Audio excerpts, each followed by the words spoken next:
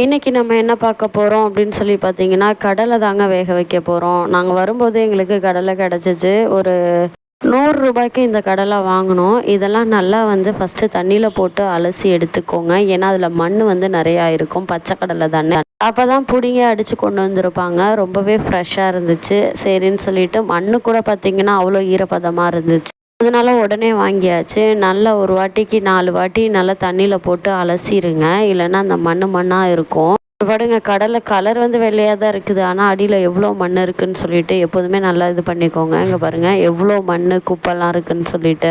கடலையை நல்லா கழுவிக்கோங்க. ஒரு வாட்டிக்கு 4 வாட்டி நல்லா கழுவி எடுத்துக்கோங்க. கழுவிட்டு ஒரு குக்கரில் மாற்றிக்கோங்க. குக்கரில் மாற்றிடுங்க. குக்கரில் மாற்றிட்டு அந்த கடலை ஃபுல்லாக மூழ்கிற அளவுக்கு தண்ணி ஊற்றிக்கோங்க. அவ்வளோ கழுவுமே எவ்வளோ தூசி இதில் இருக்குது பார்த்தீங்களா, அதெல்லாம் தள்ளி விட்டுட்டேன். கழுவிட்டு குக்கரில் மாற்றி